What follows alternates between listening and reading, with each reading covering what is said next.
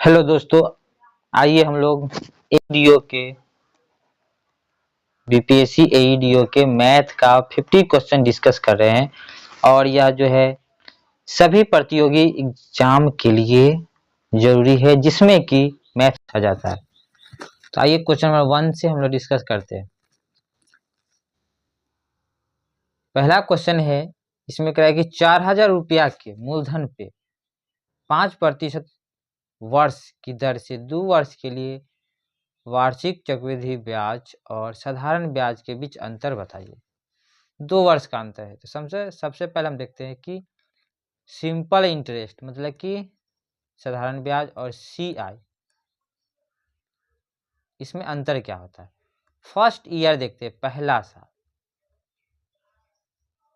ठीक है, first year पहला साल में जितना एसआई होगा उतना ही सीआई होगा, दोनों बराबर होता है। जैसे यहाँ पे 5% रेट है तो इसका ब्याज 5% कितना होगा, 4000 का 5%। तो देखो 4000 का 10% 400 होगा, एक जीरो हटाएंगे तो 400 होगा, उसका आधा कर दिए तो 200, तो 200 आपका हो गया 5%। तो 200 रुपया आपका पहला साल का सीआई भी होगा। ठीक है, मतलब कि चक्रवृद्धि ब्याज भी 200 ही है, दोनों सेम होता है पहला साल में। अब जो चेंजिंग होता है वो दूसरा साल। ठीक है, तो सेकेंड में देखते हैं दूसरा साल में जो चेंजिंग आएगा वो क्या आएगा। चक्रवृद्धि ब्याज जो है, सबसे पहले साधारण ब्याज सिंपल इंटरेस्ट, सिंपल मतलब साधारण, ये आपका 200 ही होगा। ठीक है, चक्रवृद्धि ब्याज जो होगा 200 तो होगा ही, प्लस ये जो 200 है पहला साल का जो ये 200 है इसका भी यहाँ पे ब्याज हो जाएगा।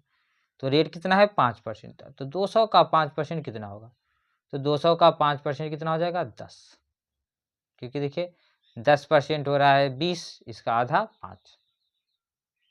ठीक है, 10% के लिए 10 से भाग देते मतलब एक जीरो हटाते, तो 10% 20 हो गया, इसका आधा 5। अब करा है दोनों के बीच अंतर, दोनों के बीच अंतर क्या, 200 200 400 तो घट ही जाएगा, तो अंतर कौन होगा, ये 10। मतलब ब्याज का ब्याज जो होगा, ये जो 5% हुआ उसी को हम लोग अंतर कहते हैं। तो अंतर क्या हो गया, बी, 10 आंसर होगा इसका। ठीक है, तो कंसेप्ट बस क्लियर रखिए। अब जब भी हमको निकालना होगा 4000 का 5% निकालेंगे तो 4000 का 5% 200 हो गया, फिर 200 का 5% 10, डायरेक्ट आंसर आ जाएगा। ठीक है, क्वेश्चन नंबर 2 आप देखिए। क्वेश्चन नंबर 2 में कह रहा है कि किसी वस्तु का विक्रय मूल्य उसके क्रय मूल्य का 8/5। अब 8/5 का मतलब समझिए, 8/5 जब भी रहेगा विक्रय मूल्य क्रय मूल्य का, क्रय मूल्य का, तो इसमें क्रय मूल्य को मानेंगे हम 5, इसको क्या मान लीजिए सीपी, क्रय मूल्य। ठीक है, सीपी मतलब कॉस्ट प्राइस होता है, शॉर्ट में हम लोग सीपी लिखेंगे। और विक्रय मूल्य मतलब सेलिंग प्राइस, एसपी। मतलब क्रय मूल्य अगर 5 है तो विक्रय मूल्य 8 है, तो लाभ कितना हो गया, प्रॉफिट की बात करेंगे तो लाभ हो जाएगा 3, कितना में, तो जब भी प्रतिशत निकालते हैं हम लोग सीपी पे निकालते हैं। ठीक है, क्रय मूल्य पे, तो 3/5, 3/5 कितना परसेंट होगा, देखो 1/5 जो होता है वो 20% होता है, तो उसको 3 गुना हो गया उसका, तो 60%, सी आंसर हो जाएगा।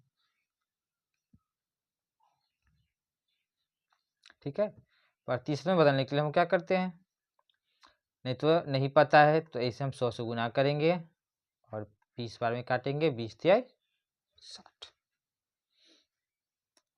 क्वेश्चन नंबर 3 अब देखिए, 3 में क्या करा है, ये आपका औसत का क्वेश्चन है। एक बल्लेबाज 19वीं पारी में 78 रन बनाता है। ठीक है, तो उसका औसत रन 2 कम हो जाता है जब 78 रन वो बनाता है। ठीक है, तो उसका औसत रन जो है वो 2 कम हो जाता है। तो 2 कम होने का मतलब क्या हुआ कि कितना का कम हो जाएगा, तो 19 पारी का 2 कम हो जाएगा, तो 19 दूनी 38 कम हो गया। इसका मतलब ये है कि वो 38 कम लेके आता है। ठीक है, अगर 38 लेके आता तो उसका औसत नहीं बदलता। ठीक है, तो 19वीं पारी के बाद उसका औसत कितना होगा, तो बात समझ लीजिए अब कि अगर वो 38 लेके आता तो औसत नहीं बदलता, मतलब कि 78 प्लस 38। ठीक है, 78 प्लस 38 कितना होगा, 8 8 16 7 3 10 1 11, ठीक है। 116 हो गया, मतलब उसका औसत जो पहले था वो क्या था 116। तो 2 तो कम रहा है औसत, तो नया वाला औसत क्या हो जाएगा, नया वाला औसत जो है वो हो जाएगा 2 कम कर देंगे, ठीक है। 116 में 2 घट जाएगा तो कितना जाएगा 114। चलिए इस कॉन्सेप्ट को फिर समझिए कि 19वीं पारी में 78 बोल आता है, जितना औसत है अगर उतना लेके आएगा तो कोई चेंजिंग नहीं होता है। जैसे 10 औसत है, अगर 10 ही हम लेके आए तो कोई बदलाव नहीं होने वाला है औसत में। यहाँ बदलाव कितना हो रहा है, 2 कम हो रहा है, कितना का 19 पार, मतलब 19 गुने 2, 38 वो कम लेकर आया, तब तो सबका 2 2 कम हो गया। अगर वो 38 ज़्यादा लेके आता मतलब 116 तो कोई बदलाव नहीं आता, कोई बदलाव नहीं आता, इसका मतलब कि औसत कितना है, पहले वाला औसत कितना हो गया 116। यहाँ नया वाला पूछ रहा है तो घटा देंगे क्योंकि 2 कम रहा है, तो 100 कितना हो गया 14, ठीक है। अब क्वेश्चन नंबर 4 देखिए। 4 में कह रहा है कि 3 व्यक्ति है, साझेदारी है 600 रुपया, 800 रुपया और 1000। तो देखिए सबसे पहले साझेदारी में देखना है कि रेशियो हम लोग को छोटा कर देना तुरंत, 0 2 2 0 हट रहा है, ठीक है। तो बचेगा यहाँ पे क्या 6 8 10। अब इसको और छोटा कर सकते हैं, ये आपका हो जाएगा 3 4 5। तो इस रेशियो में पैसा लग रहा है तो प्रॉफिट भी इसी रेशियो में मिलेगा क्योंकि इसमें टाइम नहीं दिया हुआ। अगर टाइम रहेगा तो टाइम से गुना करके तब रेशियो निकालेंगे। यहाँ पे 400 रुपया का मुनाफा हुआ उसको, तो टोटल देखते हैं 5 4 9 3 12, 12 का वैल्यू दिया हुआ है 480, ठीक है, 480 रुपया का मुनाफा हुआ। तो पहले व्यक्ति को कितना मिलेगा, मतलब 3 का वैल्यू निकालना। अब 3 के वैल्यू निकालने के लिए क्या करेंगे, डायरेक्ट हम लोग अगर 3 4 से भाग दे दे तो 3 का वैल्यू निकल जाएगा बस। तो जो भी संख्या है उसमें 4 से हम भाग कर दिए, तो 480 में 4 से भाग करेंगे 120 होगा। सोचना नहीं, देख 48 में 4 से भाग करना है, 20 हो गया, 0 का तो 0 ही होगा। अब क्वेश्चन नंबर 5 देखिए। 5 में है अल्फा प्लस बीटा। सिंपल सा फॉर्मूला हम लोग जानते हैं पहले कि अल्फा प्लस बीटा बराबर क्या होता है, minus B by A, minus B by A. तो बस ये ए और बी ये सिंपल फॉर्मूला ही है, ठीक है। तो फॉर्मूला और अल्फा इंटू बीटा बराबर होता है सी बाई ए। अब यही निकालना है आपको, अल्फा प्लस बीटा में अल्फा इंटू बीटा से भाग करना है। जब भाग करेंगे तो नीचे वाला ए से एक कट जाएगा। देखिए अल्फा प्लस बीटा बटा alpha into beta minus B by A बटा सी बाई ए, ए से एक कट गया तो आंसर क्या होगा माइनस बी बाई सी। तो माइनस बी बाई सी जो है सी आंसर सही होगा। क्वेश्चन नंबर 6, प्रथम 10 पूर्ण संख्याओं के घनों का योग बताइए। घन का योग का सूत्र, तो देखिए हम लोग समझते हैं घन का योग का सूत्र होता है n इंटू एन प्लस 1, ठीक है, बटा 2। इसका क्या करना है स्क्वायर, इसका क्या करना है स्क्वायर। तो अब देखिए प्रथम 10 पूर्ण संख्या, ये समझिए ये सबसे इंपॉर्टेंट है आपके लिए कि पूर्ण संख्या प्रथम 10 है। तो पूर्ण संख्या कितना से शुरू होता है 0 से, मतलब कि 0 1 2 3 कहाँ तक 10 पूर्ण जाएगा 9 तक। तो लास्ट संख्या जो होने वाला है वो 9। हम तो प्राकृतिक संख्या तो 1 से होता है, 0 जोड़ने से कोई फर्क पड़ेगा नहीं। तो 1 से 9 तक का योग निकालना, मतलब कि 9 हो जाएगा, उसके आगे वाला 10 और बटा 2। इसको काटेंगे तो ये हो गया 45, मतलब कि 45 का स्क्वायर होगा। और 45 का स्क्वायर कौन होने वाला है 20 25, कि देखिए 45 गुने 45 जो होता है मतलब 5 का स्क्वायर 25 तो फिक्स रहता है 5 वाला में। अब जो संख्या है दिया हुआ, जैसे यहाँ 45 है और इधर भी क्या है 45, तो 5 5 को गुना करेंगे 25 लिख देंगे और 4 को एक मरतबे ज़्यादा गुना करना है। पहला जो संख्या दोनों सेम है उसको एक बार ज़्यादा पढ़ना है, 4 5 20, ठीक है। इस बात को समझ, जैसे कि 25 गुने 25 है, 25 का स्क्वायर कितना होता है 25 तो होगा ही, और 2 को गुना करेंगे 3 से तो 625, 35 का स्क्वायर तो 25 तो होगा ही, 3 का बस एक 4 से गुना करना है तो 12 25 हो जाएगा। 55 का अगर पूछ रहा है तो 25 लास्ट में फिक्स है, 5 को गुना करेंगे 6 से, 30 25। तो इस तरह से करना, एक सबसे लास्ट में 25 फिक्स रहेगा और एक ज़्यादा वाला से गुना करना है। चलिए अब 7 नंबर क्वेश्चन देखते हैं। 11 संख्या का औसत जो है वो 35 है। 11 संख्याओं का औसत कितना है? 35 दिया हुआ है आपको। 11 संख्या का औसत जो है वो 35 है। यदि प्रथम 6 संख्या, फर्स्ट 6 नंबर का 32 है, ये कितना कम हो रहा है? 3 कम हो रहा है। कितना में? 6 में। तो टोटल कितना कम हो जाएगा? 18। ये समझना है पहली बात। फिर अंतिम में देखिए, अंतिम 6 का औसत 67 है, तो 37 है। तो 37 कितना है? ये 2 ज़्यादा है, तो 2 ज़्यादा है कितना में? 6 में। तो 6 दूनी कितना हो जाएगा? 12 ज़्यादा। ठीक है, जब इसको हम जोड़ेंगे तो 6 कम हो रहा है। ठीक है, औसत में 6 कम हो रहा है, मतलब ये 12 का औसत हो गया, 6 कम हो रहा है। यहाँ 11 का औसत 35 ऑलरेडी दिया हुआ है। ठीक है, तो जो दोनों में जो कॉमन है संख्या, वो छठी संख्या होगा, बीच वाली संख्या, क्योंकि दोनों में देखिए 5 इधर से हटेगा, 5 इधर, बीच वाला छठा संख्या कॉमन होगा। जो कॉमन संख्या होगा वो 6 कम लेके आएगा, इसलिए तो 6 एवरेज कम हो रहा है। ठीक है, तो 35 में हम लोग 6 घटाएंगे, 35 में से 6 घटाएंगे, तो 35 में से 6 घटा देते हैं तो कितना आएगा? 29। मतलब कि छठी संख्या जो है वो कितना है? 29, तभी जो एवरेज कम हो रहा है।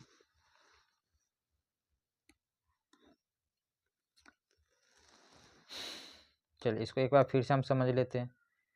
यहाँ पे 11 का औसत दिया हुआ ऑलरेडी 35। ठीक है, 35 है। प्रथम 6 संख्या का 32, इसमें 3 कम रहा है, तो 1 पे 3 है, तो 6 पे कितना कम हो गया? 18। फिर अगला 6 संख्या का जो है वो 37 है, 2 ज़्यादा है, 1 में 2 ज़्यादा है, तो 6 में कितना हो गया? 12 ज़्यादा। ओवरऑल कितना हो गया? 6 कम हो रहा है। इसको जोड़ेंगे तो 12 के औसत में 6 कम रहा है यहाँ, लेकिन 11 का औसत तो 35 ऑलरेडी है, तो छठा संख्या जो होगा वो 35 में 6 कम होगा। ठीक है, तो 35 में से 6 घटाएंगे 29 होगा। 8 में देखिए, किसी परीक्षा में 34% छात्र गणित में फेल हुए और 42% अंग्रेजी में फेल हुए। अब समझ लीजिए, ये आपका हो गया 42 इंग्लिश में और ये हो गया 34 गणित में। ठीक, जब भी ऐसा क्वेश्चन है इसी टाइप से बनाएंगे। अब इसमें क्या करें, यदि 20% छात्र दोनों विषय में फेल है, ये फेल वाला मामला है, यहाँ पे दोनों जो है 20%, मतलब ये बीच वाला ये जो है 20 है, तो अगर हम 42 में से 20 घटाएंगे तो केवल इंग्लिश में फेल अगर पूछेगा तो 22 हो जाएगा, केवल गणित में फेल पूछेगा तो 34। ठीक है, क्योंकि 20 जो है इंग्लिश और गणित दोनों में फेल है। टोटल अब पूछेगा फेल कितना है, तो तीनों को जोड़ेंगे। देखिए 34 में से 20 जाएगा तो कितना होगा? 14। तो 42 20 62 और 14 76, ये टोटल हो गया 76। 76% क्या है? फेल है। तो टोटल तो 100% है, 100% में 76 घटाएंगे तो कहेंगे कि 24% क्या हो जाएगा? पास।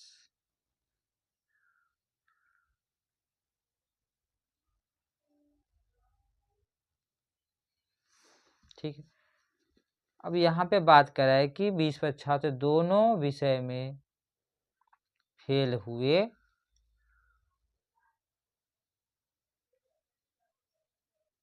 ओहो सॉरी, हाँ ये 42 नहीं जुटेगा, ये केवल यहाँ, ये तो 22 है ना, 22 प्लस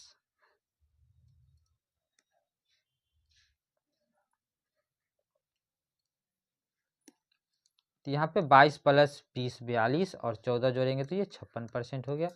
56 जब घटाएंगे तो आंसर कितना हो जाएगा? 44%। ठीक है, ये फेल है तो पास कितना होगा? 56% घटाने पे 44 आ जाएगा। चलिए क्वेश्चन नंबर 9 देखिए। 9 में करा कि कोई धन, ठीक है, कोई धन साधारण ब्याज की दर से 5 वर्ष में अपने मूलधन का 3/2 गुना होता है। मूलधन का 3/, इसका मतलब ये हो कि मूलधन अगर 2 है, ठीक है, साधारण ब्याज की दर से कोई धन अपने मूलधन का 3/2 गुना हो जाता है, मतलब मूलधन 2 है तो वो 3 हो जाता है, ठीक है। यही मतलब है, जब भी जो बट्टा में रहेगा उसी को मानना है। मूलधन क्या मान लिए हम लोग 2, तो ये 3 रुपया हो जाता है, मतलब मिश्र धन। तो ब्याज कितना हो गया, तो ब्याज बोलेंगे 1 रुपया हो गया, ठीक है। अब जरा बताइए यहाँ पे कि 2 रुपया 1 रुपया हो जाता है, मतलब कि 50 हो जाता है, आधा मतलब 50%। तो 5 वर्ष में 50% हो रहा है, तो 1 वर्ष में कितना परसेंट होगा, 10%। 10 आंसर हो जाएगा। ऐसे ही निकाल सकते हैं। देखिए यहाँ से 2 से 1 हो रहा है, मतलब कि ये 50% ब्याज हो रहा है। कितना परसेंट हो रहा है, 50%। तो 5 साल में 50% हो रहा है, तो 1 साल में कितना होगा, तो 1 साल में 10%। अब जो 1 साल में होगा वही तो ब्याज की दर होगी, ठीक है। तो 10% ऐसे सोच लेना।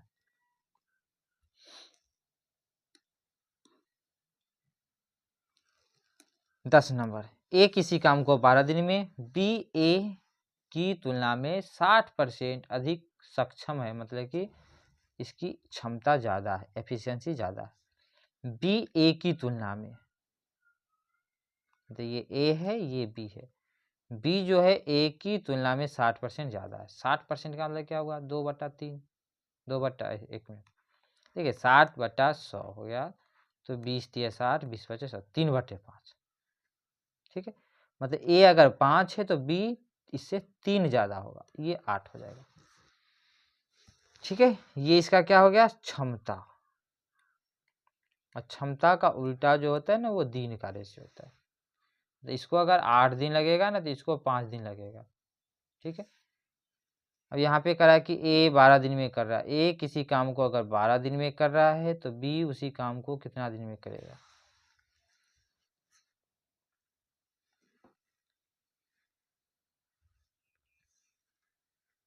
नहीं, यहाँ पे दोनों मिल के कर रहा है, ठीक।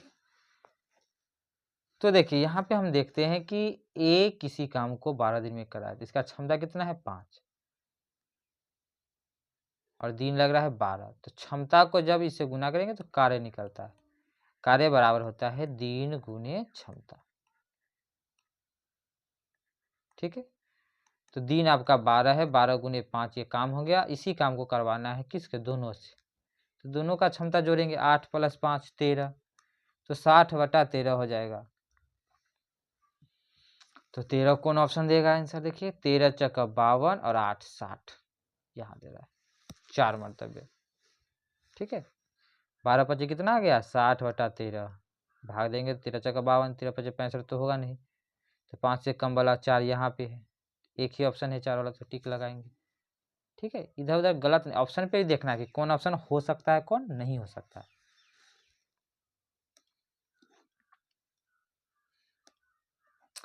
ग्यारह नंबर क्वेश्चन, यदि चीनी की कीमत 25% वृद्धि हो जाए तो किसी गृहस्थ को चीनी की खपत में कितने % कमी करनी होगी ताकि उसकी चीनी खर्च न बढ़े। खर्च नहीं बढ़ रहा है, मतलब कांस्टेंट रखना है, तो आप डायरेक्ट रिवर्स जाइएगा।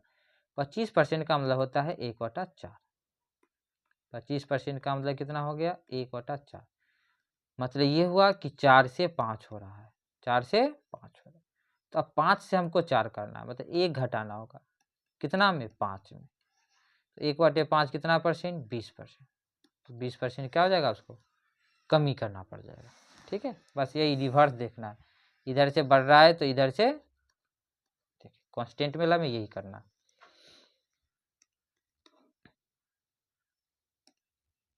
बारह नंबर, 3 संख्याओं का औसत 154 दिया हुआ पहले से ही। पहली संख्या दूसरी से दोगुनी है और दूसरी संख्या तीसरी से दुगनी है, तो पहली संख्या बताइए। जब योगफल औसत दिया हुआ इतना, तो योगफल क्या होगा, गुना करेंगे 3 से, 4 × 12, ठीक है। यहाँ पे बच गया 15 × 45, 1 46। तीनों संख्या का योग क्या हो गया, 462। कंडीशन क्या देखिए, पहली संख्या दूसरी से दोगुनी है और दूसरी संख्या तीसरी से दुगनी है। बस अब यही बात तो समझना है कि पहली संख्या मतलब कि पहली ABC मान लेते हैं, ठीक है।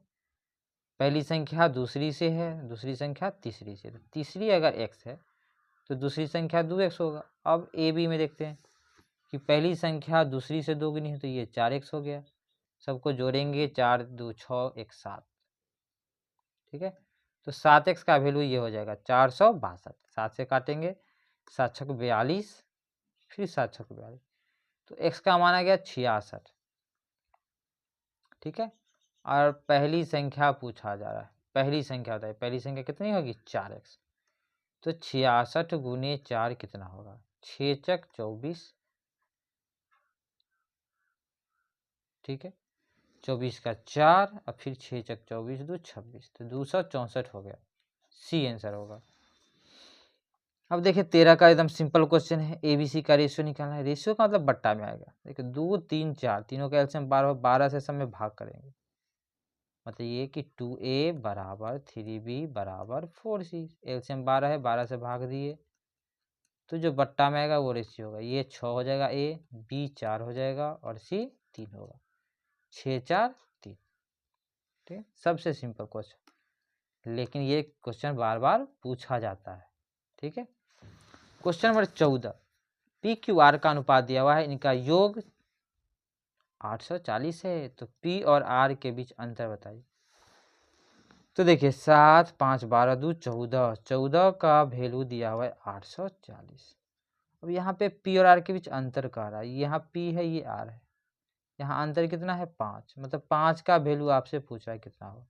तो 14 से काटेंगे, 14 छक 84, 1 का वैल्यू हो गया 60, तो 5 का वैल्यू 6 5 30, 300, ए आंसर।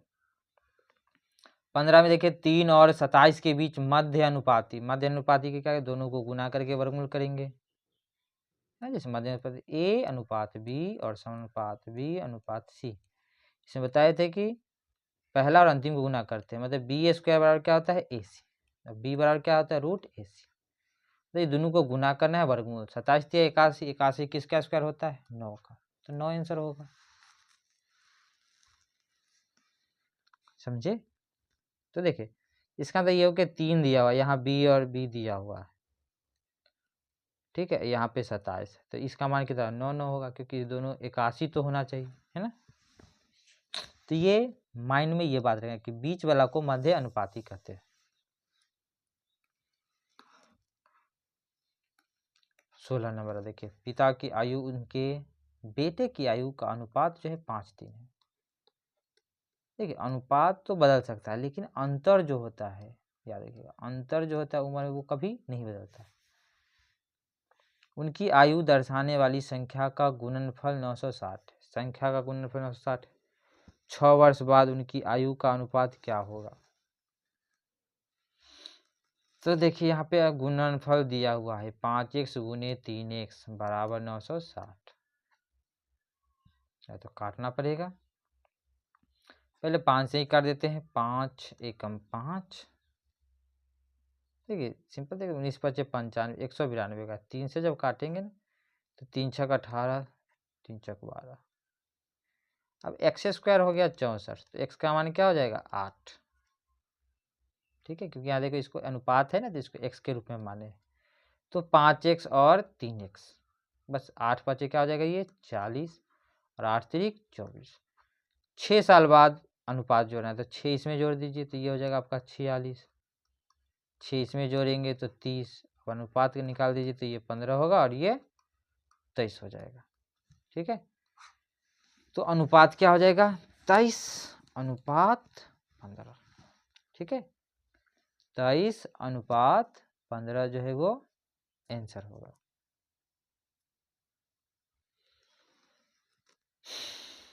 चलिए 16 नंबर के बाद हम लोग आगे देखते हैं,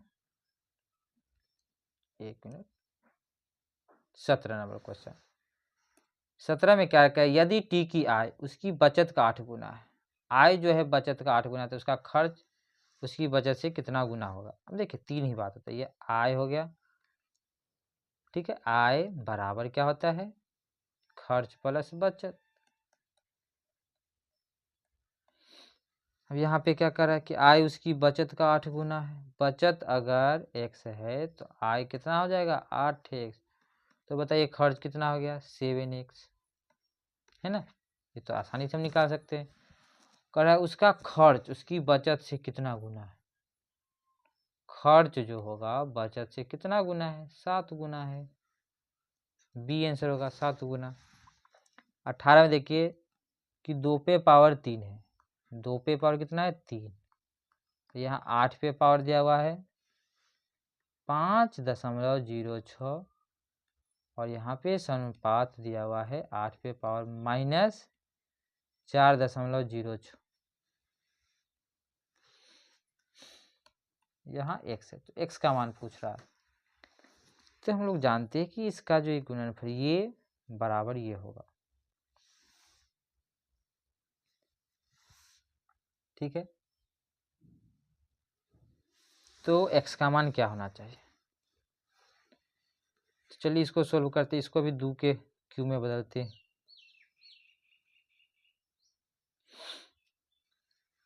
मतलब ये कि ये 2 का क्यू अगर हम करेंगे, पहले नंबर तो 8 के हम देखते हैं कि गुना होगा, ये दोनों क्या होगा डिफरेंट है। तो डिफरेंट जब है तो ये पता है कि ये गुना ये बराबर ये होता है। तो 8 पावर क्या हो जाएगा 5.06 और इसमें जब जोड़ देंगे हम तो ये माइनस का चिन्ह है ना। तो गुना जब होता है तो ये तो घटेगा, यहाँ पे चिन्ह तो माइनस का है तो घटेगा ही। तो पहले इसका देखते हैं कि 8 पे पावर क्या होगा 5 में से 4 गया 1। और ये सिंपल तो 1 का डिफरेंस हो गया 1 हो गया, मतलब 2 का क्यूब हो गया। अब यहाँ 2 का क्यूब है ही, है ना। मतलब 2 पे पावर 3 गुने x बराबर 2 का क्यूब ही होगा। तो x का मान क्या होना चाहिए 1, ठीक है। x का मान क्या होगा 1, तभी तो बराबर होगा। तो बस इससे देख घटाना, ये दोनों गुणन होगा, गुना होगा तो पावर क्या होगा जुटेगा। यहाँ माइनस है इसलिए घट गया 1 हो गया डायरेक्ट। और 8 जो है 2 का क्यूब होता है। 19 नंबर देखिए क्वेश्चन, ये बहुत ही आसान है। 34 वस्तु का विक्रय मूल्य 38 वस्तु के लागत मूल्य के बराबर है। तो ये समझना है, कहना है कि 34 विक्रय मूल्य मतलब एसपी लिखना है, सेलिंग प्राइस, ठीक है। और यहाँ पे दिया हुआ 38 लागत मूल्य मतलब सीपी, ये बराबर है। तो अनुपात आपको निकालना है, ठीक है। देखिए यहाँ पे इसका आधा कितना होगा 19 और इसका आधा कितना हो जाएगा 17। तो एसपी जो है इधर वाला हो जाएगा, सीपी जो है इधर वाला होगा। मतलब ये कहेंगे अनुपात निकालते हैं एसपी बटा सीपी बराबर 19/17।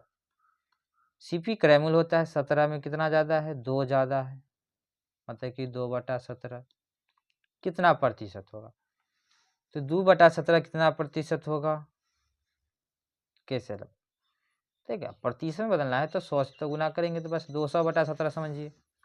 अब 200 कौन सा यहाँ पे पूरेगा, नहीं तो हम भाग दे सकते हैं कि 17 एकम 17, ठीक है, बच जाएगा 3 पर 0, फिर 17 एकम 17 मतलब कि 11 वाला आंसर होगा, ठीक है। और गुना करने पे तो 200 आना चाहिए, पूर्णांक तोड़ेंगे तो एक ही ऑप्शन लग रहा है कि लास्ट में 0 होगा। तो इस पे भी ध्यान देना, बस रेशियो निकालना है और क्वेश्चन सोल्व आपका हो जाएगा। चलिए 20 में देखते हैं इस तरह। 20 देखिए 60 पेन बेचने पर एक व्यक्ति को 12 पेन के विक्रय मूल्य के बराबर लाभ होता है। बात तो आप समझिए कि 60 पेन जब हम बेच रहे हैं, है ना, तो 12 पेन के विक्रय मूल्य के बराबर ही लाभ होता है। मतलब 60 पेन का एसपी जो बेच रहे हैं उसमें हमको 12 पेन के एसपी के बराबर लाभ होता है। अगर लाभ को घटा दे तो 48 क्या निकल जाएगा हमको, ये 48 जो है ये 48 तो एसपी ही होगा, लेकिन 48 एसपी जो है किसके बराबर हो जाएगा सीपी के बराबर। किसके बराबर हो जाएगा ये सीपी के बराबर। तो रेशियो हमको निकालना है। अब समझिए कि लाभ प्रति बताइए, लाभ तो 12 एसपी के बराबर हो रहा है, लेकिन यहाँ क्रय मूल्य कितना एसपी के बराबर होगा 48 के। तो रेशियो जब निकालेंगे तो ये तो कटने वाला है, 12/48, 1/4, और 1/4 क्या होगा, 25%। अब इसको स्टेटमेंट को समझिए, यहाँ करें 60 को अगर हम बेचते हैं तो 12 के बराबर लाभ होता है, तो 12 घटा देंगे, उसका 48 के बराबर जो है हमको पैसा पूंजी लगा होगा। तो जब भी प्रतिशत निकालते हैं हम लोग पूंजी पे निकालते हैं, ठीक है। तो पूंजी हो गया 48 के बराबर और लाभ हो गया 12 के बराबर। तो एसपी तो कटेगा, सेलिंग प्राइस। अनुपात निकालना है तो अनुपात कितना हो जाएगा, 1/4 होगा, तो 1/4 होता है 25%।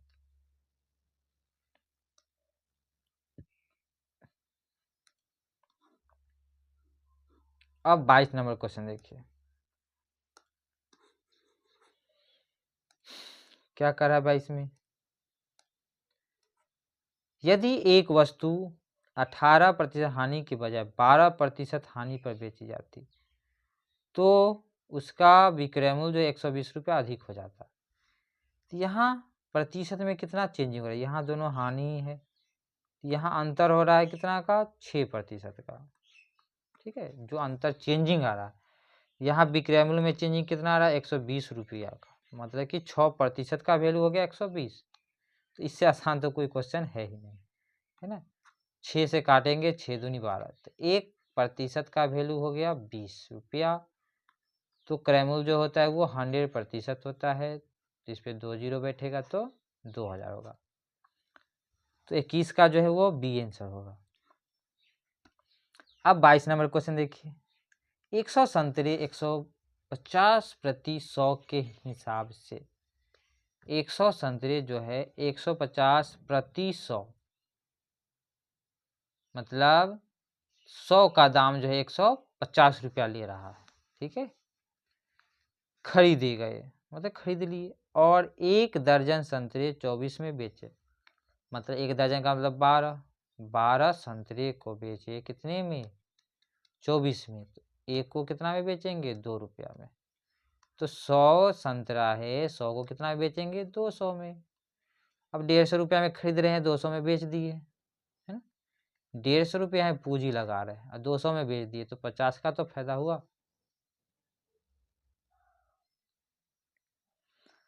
यहाँ कर रहा है इसका, इससे 1000 का फायदा हुआ, तो कितने संतरे खरीदे गए।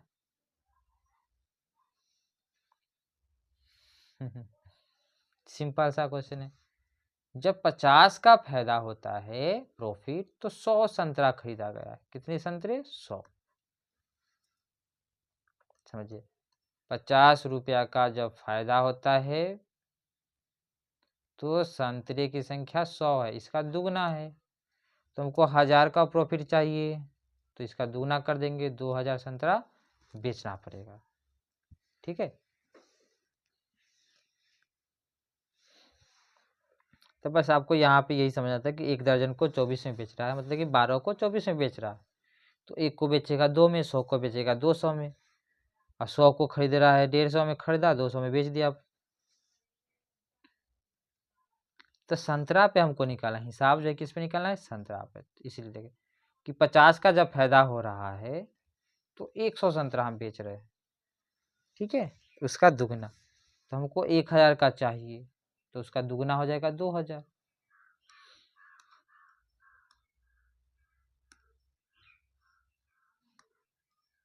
चलिए अब देखते हैं क्वेश्चन नंबर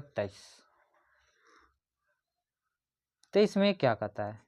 एक विक्रेता ने प्रत्येक वस्तु को विक्रय मूल्य को, एक विक्रेता ने प्रत्येक वस्तु की विक्रय मूल्य को 5000 से घटा करके 4680 में बेच दिया, ठीक है, कर दिया, जिससे उसका नुकसान 40% बढ़ गया। नुकसान जो है 40% बढ़ गया। यदि उसे 4% 4% नुकसान बढ़ गया, अगर 4% का लाभ प्राप्त करना है तो उस वस्तु को कितना में बेचना चाहिए। तो 5000 से अगर हम 4680 को कंपेयर करेंगे तो वो 4% का वैल्यू हो जाएगा, ठीक है। तो 4% का वैल्यू कितना होगा, देख लीजिए ध्यान से कि 680 है यहाँ पे, ठीक है। 4600 है तो 400 में 20 कम कर देंगे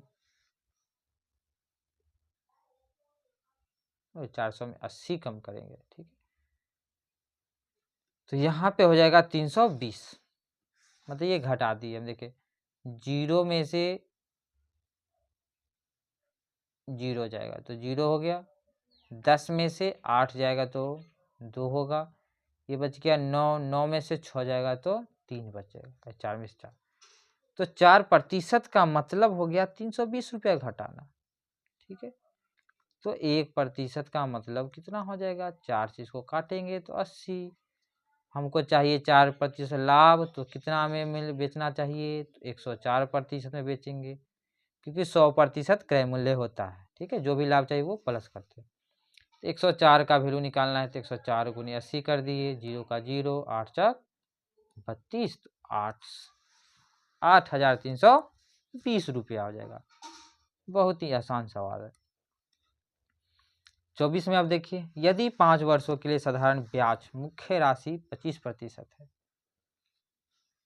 इस बात को आप समझिए कि 5 वर्षों के लिए साधारण ब्याज जो है वो मुख्य राशि का 25%, मतलब मुख्य राशि अगर 100 रुपया है तो ब्याज हो रहा है आपका 25 रुपया। 25% मतलब ब्याज 25 रुपया हो रहा है, ठीक है। कितने साल में, 5 साल में। कितने साल में हो रहा है, तो 5 वर्ष में हो रहा है। अब यहाँ पे करा है कि मुख्य राशि के बराबर ब्याज कब होगा। मुख्य राशि के मतलब हमको ब्याज चाहिए कितना, 100, तो ब्याज 100 लाने के लिए हमको 4 से गुना करना होगा, तो समय भी क्या हो जाएगा, 4 गुना हो जाएगा, मतलब कि 20 साल। समय कितना लगेगा, 20 साल, क्योंकि 25 रुपया ब्याज जो है 5 साल में हो रहा है, तो 100 रुपया ब्याज कितना हो जाएगा,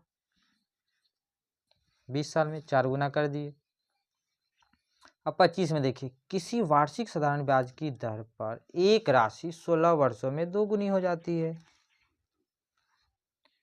अब 16 वर्ष में समझिए कि 100 रुपया जो है वो 200 रुपया हो जाता है, ठीक है। तो इसमें ब्याज बताइए कितना हो जाएगा, तो ब्याज आपका 100 रुपया हो गया।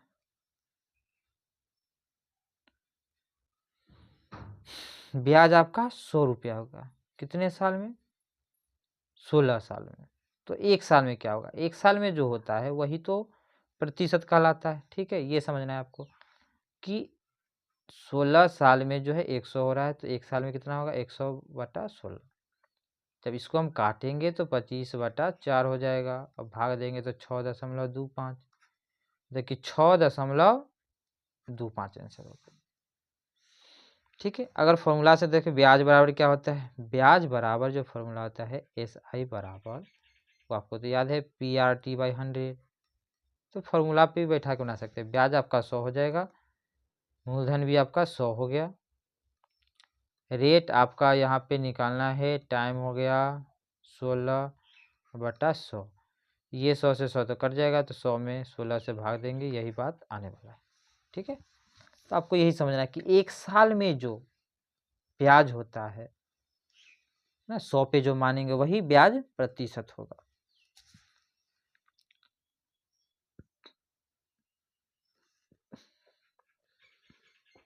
क्या कह रहा है, यदि एक निश्चित राशि का 3 वर्ष के लिए 4% वार्षिक ब्याज की दर से साधारण ब्याज और चक्रवृद्धि ब्याज के बीच अंतर जो है वो 76 रुपया, अंतर कितना है, 76 रुपया, तो मूलधन बताइए। तो सबसे पहले हम समझते हैं कि 4% का मतलब क्या होता है, 4/100, मतलब कि 1/25, ठीक है। 4/25 पे कट जाएगा, ये फ्रैक्शन वैल्यू हो गया। 3 साल का टर्म है, कितने साल का टर्म है, 3 साल का।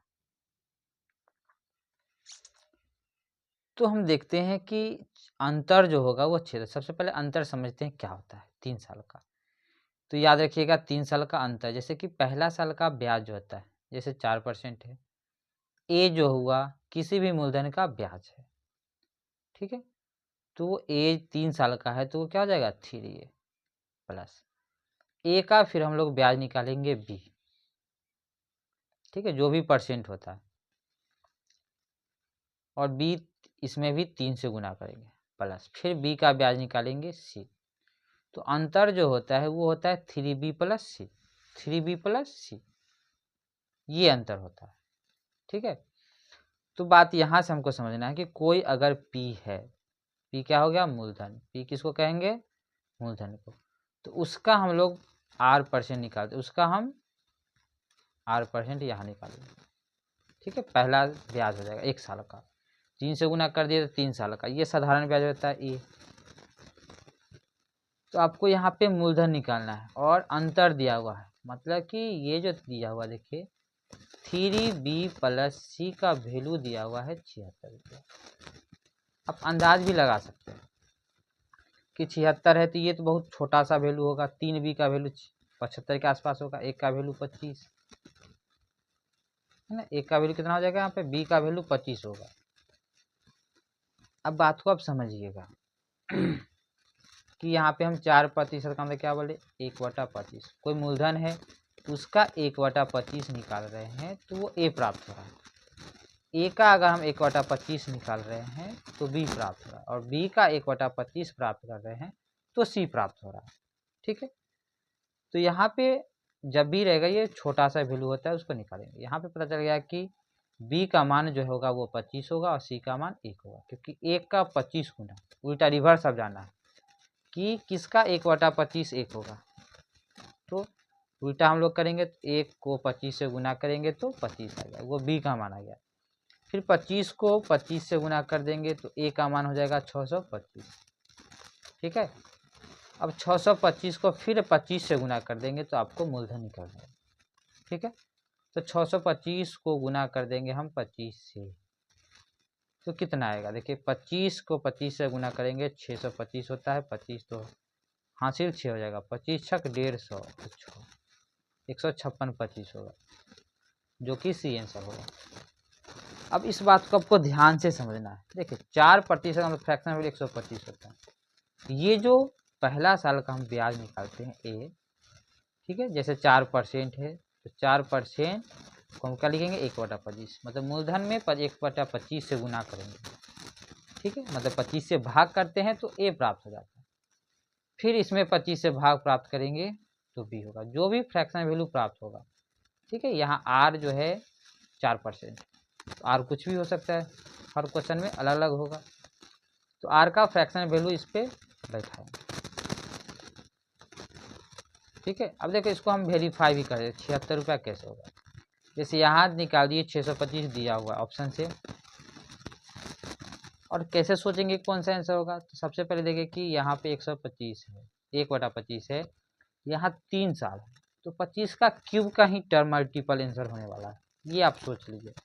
तो 25 का क्यूब क्या होगा, 156 25 है ना, ये तो डायरेक्ट दिया हुआ इसलिए इसको हम जांच लिए, नहीं तो यहाँ पे हम लोग रिवर्स से भी ऐसे जैसे बताए हैं उल्टा करेंगे। 125 है तो यहाँ सीधे 25 से गुना किए 25 आ गया, फिर 25 से गुना किए 625, फिर 25 से गुना कर दिए तो मूलधन प्राप्त हो गया। ठीक है, तो ये बहुत ही बेस्ट प्रोसेस है 3 साल के अंतर के लिए, और आप आसानी से क्वेश्चन को सोल्व कर सकते हैं। ठीक है, यहाँ पे आपको थोड़ा सा यहाँ पे क्या करना है, अंदाजा आपको लगाना, और नहीं तो फिर इसको रिवर्स कोई ऑप्शन अगर मैचिंग हो रहा है क्यूब वाला तो उसको जांच लेंगे, वेरीफाई कर लेंगे।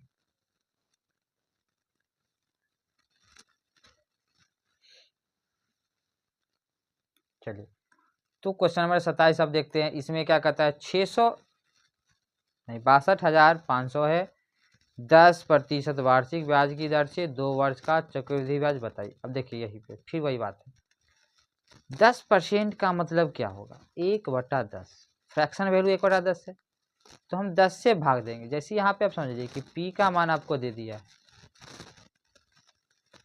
ठीक है, इसका हम लोग 1/10 निकालेंगे तो कितना हो जाएगा 6250, ये आपका ए कहलाएगा। यहाँ पे 2 साल में चक्रवृद्धि निकालना है तो यहाँ पे ए जो होता है 2 साल का ये है तो 2a हो जाता है डबल। ठीक है, ए निकल गया, ए को क्या कर दिया हम लोग डबल, 2 साल का है। तो अब फिर देखिए ए का अब निकालेंगे फिर हम लोग 1/10, तो ये हो जाएगा बी निकल जाएगा, बी कितना हो जाएगा ये 625, बी बराबर 625। तो ए का मान है 6250, इसको 2 से गुना कर दिए, ये तो 512,500 होगा प्लस 625 जो कि बी का मान है। देखिए 2 साल का जो चक्रवृद्धि ब्याज होता है CI वो होता है 2A प्लस बी, ए और बी के टर्म में आपको याद रखना है। 3 साल का क्या हो जाएगा 3A प्लस 3B प्लस सी, ये आपका ट्री मेथड है। अब इसको बस जोड़ दीजिए तो 12 6 18,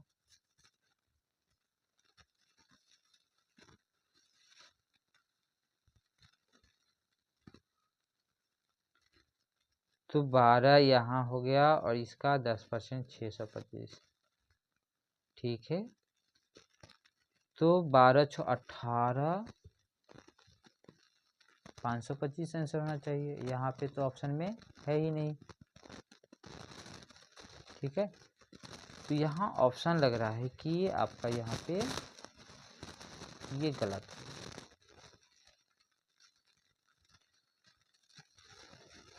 ओहो चलो बिल्कुल सही है। यहाँ पे देखिए 12,500 है, यहाँ तो 625 ही है, तो इसमें जब जोड़ेंगे हम तो 13,125 होगा, है ना। तो बी आंसर हो जाएगा, ठीक है। यहाँ पे ऐड करने में मिस्टेक है, यहाँ 12,000 है, यहाँ 600, तो इसको थोड़ी जोड़ सकते हैं, ये तो 100 में 100 जुटेगा, तो 13,125 हो गया। तो इस 2 क्वेश्चन से आपको जो है CI का कॉन्सेप्ट थोड़ा सा क्लियर जरूर होगा।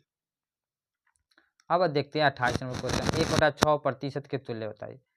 1/6 को प्रतिशत में बदलना, प्रतिशत का मतलब क्या होता है बटा 100, ठीक है। 1/600, 1/,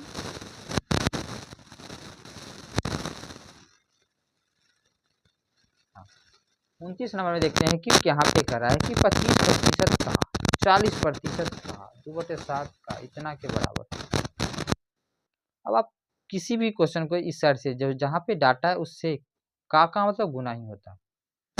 तो 2800 का 2/7 क्या होगा, 7 से हम काटेंगे, 7 चौक 28, 400 और दूनी 800, तो यहाँ पे हमको 800 प्राप्त हो गया। एक हिसाब से पहले समझ लीजिए कि यहाँ पे हमको कह रहा है 25%, प्रतिशत का मतलब क्या होता है बटा में 100, का मतलब का ही रहने दीजिए अभी। 40% का मतलब 40/100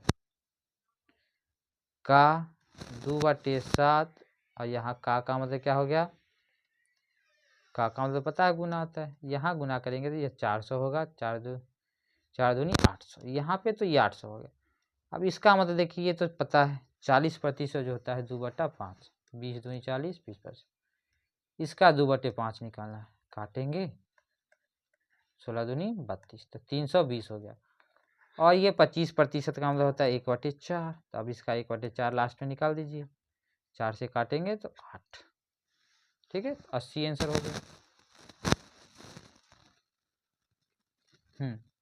चलिए 32 नंबर देखिए क्वेश्चन, कह रहा है मिसेज दीपा देवी अपनी तनख्वाह का 30% बचत करती है, 30% सेविंग करती है, मतलब ये हुआ कि 100 रुपये अगर वो कमाती है तो खर्च करती है 70, बचाती है कितना 30, ये बचत हो गया, ठीक है, ये आय हो गया। कह रहा यदि उन्हें प्रति माह 42,000 का तनख्वाह मिलती है तो उसकी मासिक खर्च कितनी होगी, तो 100 रुपया है तो खर्च 70 है ना, तो 42,000 है तो कितना होगा, तो बस उसी को ही गुना करते हैं। यहाँ पे देखिए 42 पहले हम 100 पुराते हैं,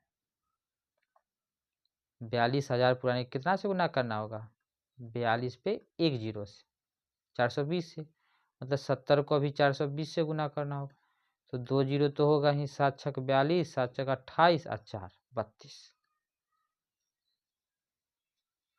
ठीक है। 1 मिनट, 4 नहीं होगा, यहाँ पे थोड़ा सा 7 और 2 है, 7 दूनी कितना होगा 14, 7 चक 28 1 29, 29,400 आंसर होगा बी, ठीक है।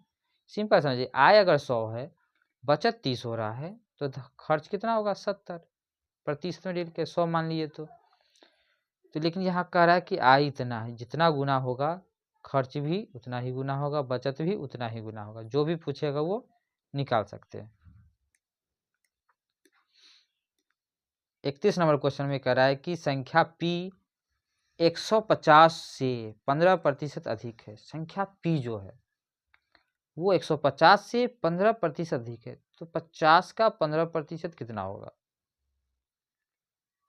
यदि K P से 15% कम है, अब K जो है वो P से 15% कम है, तो मान बताइए। यहाँ पे तो डेसिमल में जाना ही पड़ेगा, ठीक है, क्योंकि यहाँ पे देखिए हम P का वैल्यू समझते हैं पहले। P क्या होगा? 150 से 15% अधिक है, तो 15 मतलब कि 100 में 15 अधिक, ठीक है। तो डायरेक्ट हम लोग क्या करते हैं, इसका 15% पहले निकालते हैं और इसमें जोड़ेंगे। 150 में इसका 15% जोड़ देंगे, तो 150 है, 150 का 15% कितना होगा? 22, ठीक है। 0 से 0 काटेंगे, 15 का स्क्वायर 225 होता है, ठीक है। तो 225 में भाग देंगे तो 22.5 होगा, क्योंकि 10 से भाग देना, एक अंक का दशमलव। तो ये जो अब आंसर जो हम लाएंगे यहाँ पे समझिए कि ये हुआ 150 का 15, 22.5, ये बढ़ रहा है, तो यहाँ पे हम 22.5 जोड़ेंगे, ये P का मान निकलेगा, ठीक है। तो P आपका निकल गया 172.5। अब यहाँ पे आ जाइए, P से 15% कम है K का मान पूछ रहा है, तो बस इसको 15% कम करना है। अब 15% का मतलब क्या हम कहेंगे, तो 15% कम करना है, तो 15% क्या होता है? 3/20, क्योंकि 15/100 होगा, 5 से काटेंगे तो 3/20 होगा, मतलब 20 में 3 कम हो रहा है, तो कमा हुआ वैल्यू ही कर रहा है, मतलब 20 में 3 कम हो रहा है, तो ये 17 का वैल्यू पूछ रहा है। अब इसको गुना करना होगा, ठीक है। तो हम देखते हैं यहाँ पे कि 17 से ही तो गुना करना है। 17 का टेबल बस पढ़ लीजिए। 17 पचे 50, 8 बच गया, 17 दूनी 34 और 8 42 का 2, 4 बच गया, 17 सत्ते 119, ठीक है। 19 और 4, 19 का कितना होगा? 23, 2 बचेगा, 17 एकम 17 और 2 19, एक अंक के बाद दशमलव। यहाँ 20 से हमको भाग देना है, तो देखिए 0 जब हटेगा तो एक अंक के बाद और दशमलव होगा, बस 2 से आपको इसको भाग देना है, मतलब हाफ करना है। तो देखिए 19 का आधा नहीं होगा, 18 का आधा 9 हो जाएगा, यहाँ बचेगा 1 पर 3 13, 2 छक 12, फिर 1 पर 2 बार 2 छक 12, या 5 है तो 2 5 हो जाएगा, ठीक है। 10 से जब भाग देंगे दशमलव आपका यहाँ पे आ जाएगा, तो आंसर क्या हो जाने वाला है?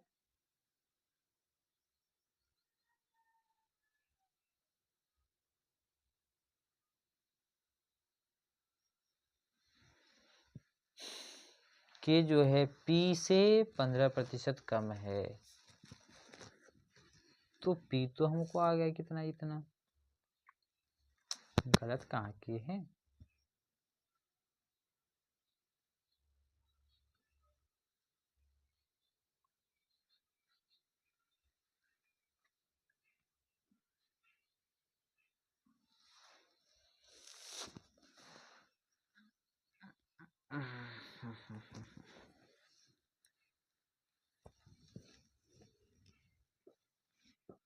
एक 172 है।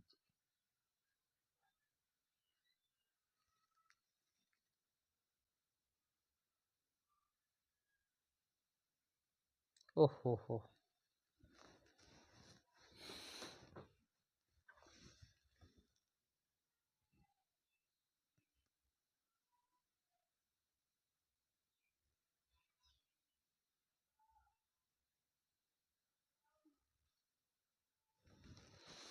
तो देखिए यहाँ पे थोड़ा सा मिस्टेक हो गया गुना में, ठीक है, इसको ध्यान से गुना करना था।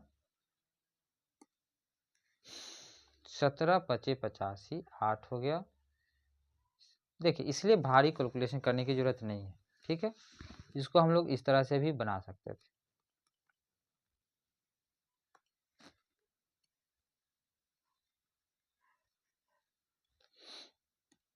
जैसे यहाँ पे कह रहा है कि 15% कम है, तो बस 15% हमको निकालना था।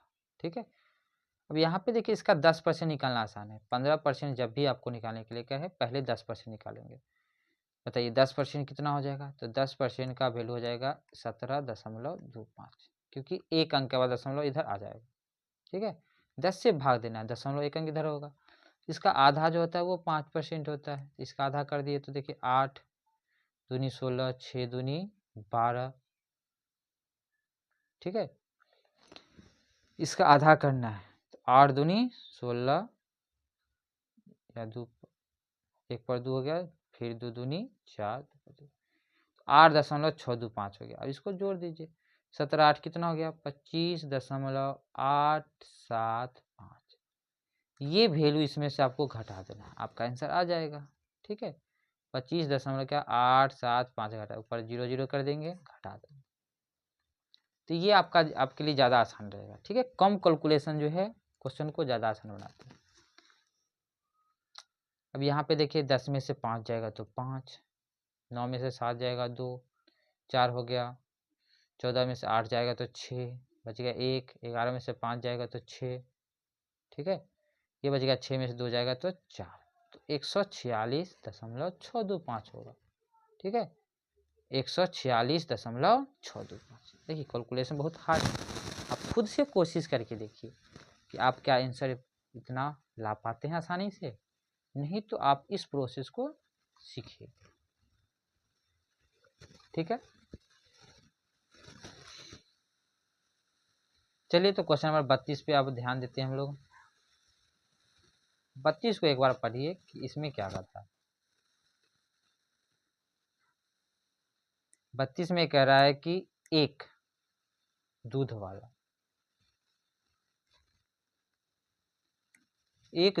वाला दूध को क्रय मूल्य पर बेचता है, सीपी पे बेचता है, जो पूंजी लगा है उसी पे बेचता है, परंतु वह इसमें पानी मिला देता है। ठीक है, पानी मिला रहा है और 9.09 लाभ कमाता है। तो 1 लीटर के मिश्रण में पानी का मात्रा कितना है, कितना पानी मिलाता है वो। ठीक है, अब जा रहा है ये जो है 9.09%, इसका फ्रैक्शन वैल्यू आपको समझिए। देखिए फ्रैक्शन वैल्यू पता नहीं है तो समझ लीजिएगा इसको कि 9 है, इसको कितना से हम गुना करेंगे जो 100 के पास है, तो 11 9 99, तो 1 कितना हो जाएगा 11, फ्रैक्शन वैल्यू नहीं है तो आपको याद रखना पड़ेगा। ठीक है, 1/11 है, मतलब कि 11 पर 1 का लाभ हो रहा है। ठीक है, 11 पे 1 का लाभ हो रहा है,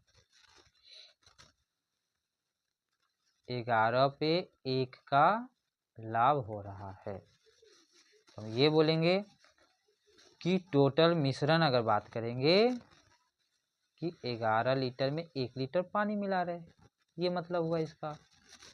तो यहाँ पे 12 हो गया, कितना हो गया टोटल 12, टोटल 12 हो गया। अब 12 का वैल्यू यहाँ पे तुमको दे दिया 1 लीटर। ठीक है, मतलब कि 1000, कितना हो गया 1000 ml, मिलीलीटर है तो मिलीलीटर, ml बोल देंगे मिलीलीटर, और 1 का वैल्यू पूछ रहा। ठीक है, क्योंकि देखो 11 में 1 मिलाएंगे तो 12 बनेगा, मिश्रण का ये नियम है। या 11 पे 1 लाभ कमा रहा है वो, क्योंकि पानी का कोई मूल्य नहीं होता। ठीक है, तो 12 का वैल्यू दिया हुआ, 1 का वैल्यू पूछ रहा है, सिंपल क्वेश्चन है, बस 12 से आपको भाग देना था। तो 12 से जब भाग देंगे तो देख लीजिए 4 से काटते, 4 दिए 12, 4 से काटेंगे 250, 250 को 3 से भाग दीजिए तो 80 दिया तो 240 हो ही जाता है। ठीक है, 10 में 3.33, तो 80, देखिए 10 में 3 से 240 आपको समझ में आ रहा है, इधर 10 समझ में आ रहा है, तो ये तो हो जाएगा कितना 80, और ये हो जाएगा 3.33, तो 83.33 मिलीलीटर पानी मिलाया जाएगा। ठीक है, 33 नंबर ऑफ क्वेश्चन देखिए, इसमें क्या है 1 से 73 तक के प्राकृतिक संख्याओं का औसत क्या, औसत पूछ रहा है, और प्राकृतिक संख्या, तो प्राकृतिक संख्या का औसत बहुत ही आसान होता है, जो भी संख्या है, ठीक है, प्रथम 1 से स्टार्ट, तो डायरेक्ट हम लोग क्या करते हैं n+1/2, तो 73 में 1 जोड़ेंगे 74/2 कितना हो जाएगा 37। ठीक है, ये बहुत ही आसान क्वेश्चन। चलिए अब 34 नंबर क्वेश्चन समझते हैं। कह रहा है कि एक बस स्टेशन ए से बी तक 55 किलोमीटर की गति से जाती है। ए से बी तक, ए से बी तक इसका एक बस का स्पीड कितना है 55। जब वह स्टेशन बी से ए लौटता है तो बस की गति 95 होती है। पूरे सफर में तय की गई बस की औसत गति क्या हो, औसत गति क्या होने वाली। तो यहाँ पे दूरी समान है, जब भी दूरी समान होगा तो औसत गति हम लोग दूरी इसका एलसीएम मान लेंगे। ठीक है, तो क्वेश्चन ज़्यादा आसान रहेगा बनाना। तो औसत गति हम लोग जानते हैं कि 2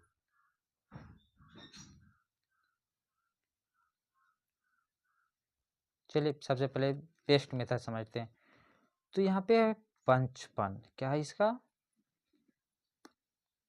55 और 95, 55 और 95 है। तो अगर हम दूरी मान ले दोनों का एलसीएम, दूरी क्या मान लेंगे दोनों का एलसीएम। तो 55 दोनों में कॉमन क्या है 5, बच जाएगा यहाँ पे 11 गुने 19। ठीक है, तो मतलब 55 में 19 से गुना कर दीजिए तो आसान रहेगा। ये तो 55 होने वाला है, या 95 में 11 से गुना कीजिए।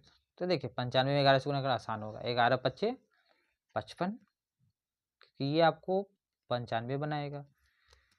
तो 11 पच्चे 55 हो गया, 11 नवा 99 और 5 ये होगा डिस्टेंस एक साइड का। तो 55 से जब भाग देंगे ना तो 19 घंटा इसको लेगा, और जब 95 से भाग देंगे तो 11 घंटा इसको लगेगा। ठीक है, तो कुल दूरी जब कहेंगे तो इसका डबल होगा, कुल दूरी इसका डबल हो जाएगा। तो कुल दूरी हो गया 2 गुना 1045।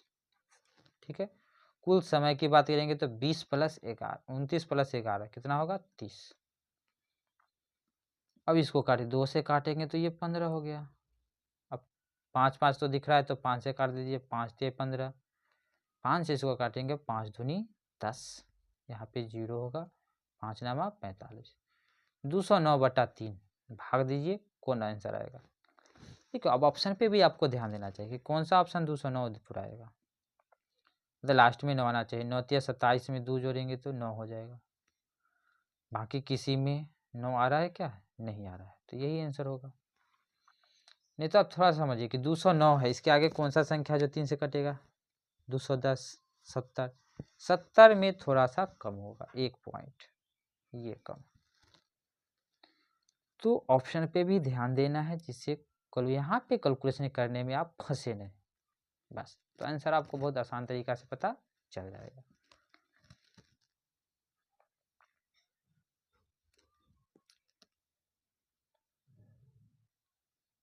ठीक है, नहीं तो देखिए यहाँ पे कैलकुलेशन हार्ड होता है, फार्मूला यूज करते थे, जैसे 2xy वाला फार्मूला है ना, 2xy और x + y, इससे जो है आपको काटना इसमें ज़्यादा महंगा पड़ जाएगा। इसको बना के देख सकते हैं इस फार्मूला से। चलिए क्वेश्चन नंबर 35 अब देखते हैं। ये क्वेश्चन इसमें कैलकुलेटिव ट्रिक है ना, कि 999 है, पूर्णांक है, पूर्णांक कैसे गुना करते हैं 999 को 999 से गुना करते हैं, फिर 995 जोड़ेंगे, पहले पूर्णांक का काम करना। तो यहाँ पे हमको बस ये समझना है 999 को हम लोग क्या किए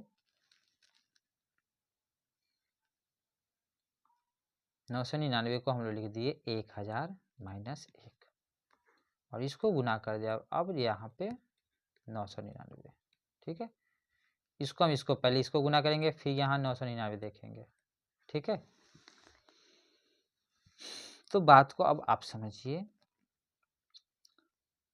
कि हम जब पूर्णांक, ये पूर्णांक का मामला अब यहाँ पे क्या हो गया खत्म हो गया, इसको जब हम गुना करेंगे इसमें, ठीक है,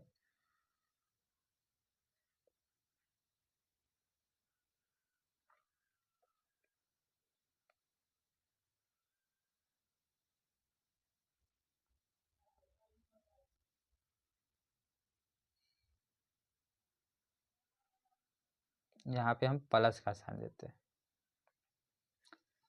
सबसे इम्पोर्टेंट बात यही समझना है कि आप पूर्णांक को पूर्णांक ही समझते हैं। पूर्णांक जो होता है वो एक तरह से फ्रैक्शन वाला जोड़ होता है। फ्रैक्शन वाला क्या होता है? जोड़ होता है, इस तरह से होता है। ठीक है, तो इसका काम पहले हम लोग करेंगे। फिर यहाँ पे 999, हम 999 को क्या लिख दिए? 1000 माइनस 1। ठीक है, 1000 माइनस 1। और यहाँ पे अब यहाँ पे समझिए कि ये तो 1000 है, ये माइनस 1 हो गया। तो अब हमको घटाना किस में से? इसको जब हम 1000 है, यहाँ पे आप प्लस, ठीक है, गुना नहीं है, क्योंकि 999 को हम क्या लिख दिए? 1000 माइनस 1। तो हम 1 घटाएंगे इसमें से। किस में से घटाएंगे?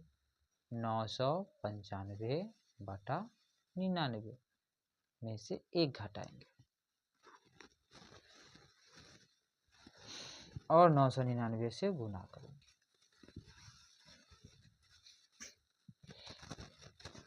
तो देख लीजिए यहाँ पे अगर हम समझते हैं इस बात को, अगर आप समझ गए तो ये हो जाएगा आपका 999 पे कितना? 3 0। ठीक है, यहाँ पे 999 घटेगा तो ये कितना हो जाएगा? 4, क्योंकि डिफरेंस 4 का है। और ये जो बट्टा में पूरा में बट्टा हो जाएगा 999, और इधर लास्ट में 999 है, ये तो कटेगा ही, है ना। तो अल्टीमेट आंसर जो आएगा लास्ट में आपको, ये 999 पे 3 0 माइनस 4 होगा। और 4 अगर घटाते हैं तो देखिए लास्ट डिजिट क्या आना चाहिए? 96 आंसर होगा। तब इसमें यही कैलकुलेटिव ट्रिक समझना था। ठीक है, फिर से इसको समझते। देखिए 999 को हम लिख रही है 999 प्लस 995 बटा 999। ठीक है, क्योंकि पूर्णांक को हम लोग प्लस में लिख सकते हैं और फ्रैक्शन वाला एडिशन कर सकते हैं। और इंटू में 999, इसको तो रहने दिए। अब 999 को क्या लिख दिए? 1000 माइनस 1। ठीक है, ये प्लस का साइन है तो 1 इसको घटा दिए तो यहाँ पे माइनस 4 होगा। ये गुना कर दिए तो 999 पे 3 0। अब ये से ये कट गया, ये जो घटेगा वही आंसर होगा।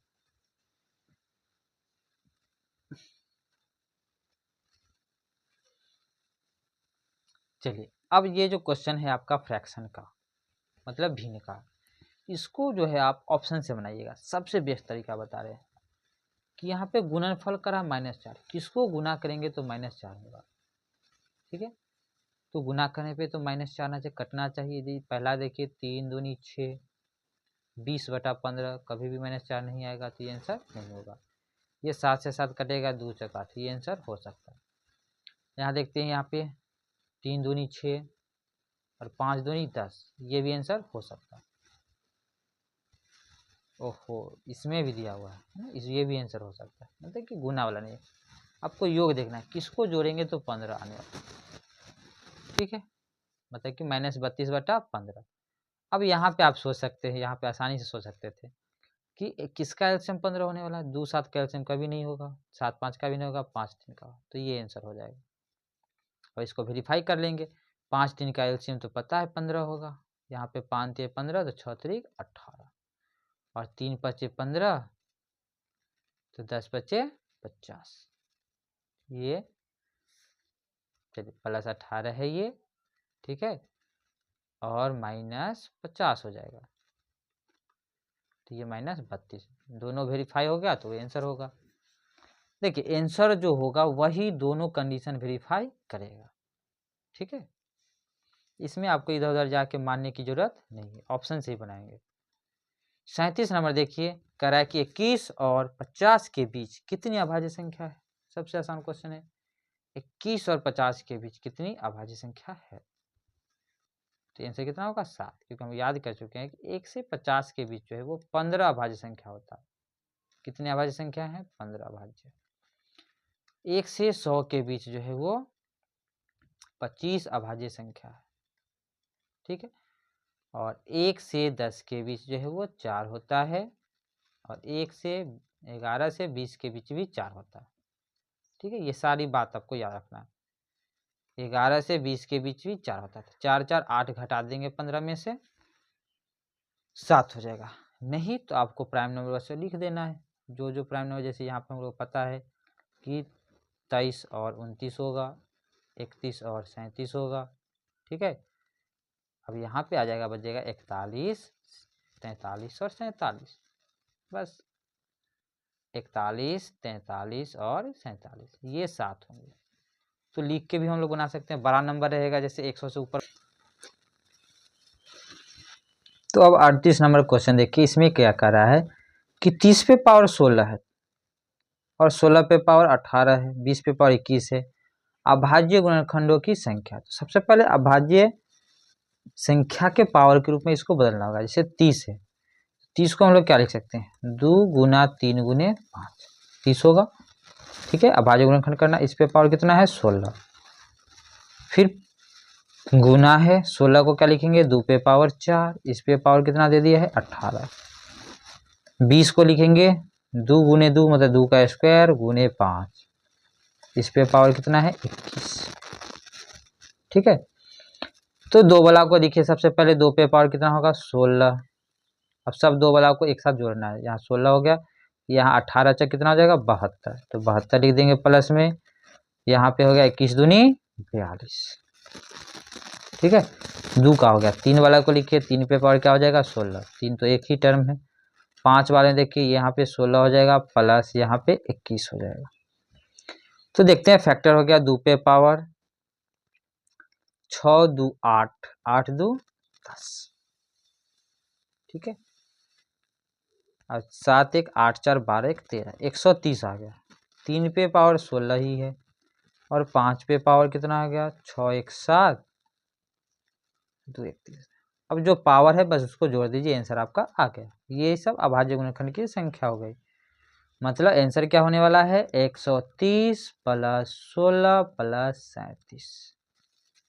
तो जब जोड़ेंगे 7 6 13, लास्ट में 3 वाला देखिए एक ही ऑप्शन है, तो ये आंसर होगा। पूरा इसको आप कन्फर्म कर लीजिए जोड़ के। 13 का 3 हो गया, 3 1 4 3 7 1 8 और 183 हो जाएगा। ठीक है, चलिए तो अब हम 39 नंबर समझते हैं। जब आप 100 से 1000 तक की गिनती करते हैं तो अंक 2 कितनी बार आते हैं। देखिए, बहुत ही वैल्यूएबल क्वेश्चन, इसी टाइप के क्वेश्चन आपको एग्जाम में सोचने के मजबूर करता, कि आप सोच के ही जवाब दे सकते। ठीक है, इसका कोई ट्रिक नहीं होता है। जब आप 100 से 1000 तक गिनती करते हैं तो अंक जो है 2 कितनी बार आता है। तो 100 के बाद सोच के देखिए कहाँ कहाँ 2 आता है। तो सबसे पहले हम देखते हैं कि 100 से लेके 200 तक में, ठीक है, 2 कितना बार आएगा।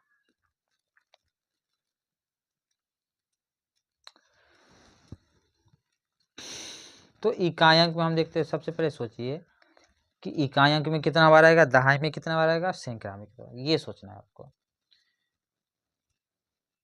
है ना। तो क्वेश्चन तो थोड़ा सा डिफिकल्ट है ही इसमें सोचने पे।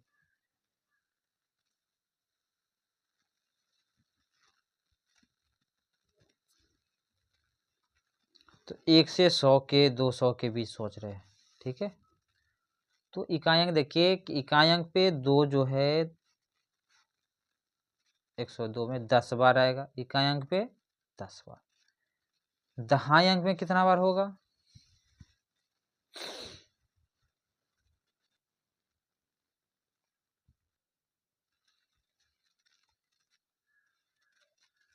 तो दहाई अंक में भी 2 बार 10 बार,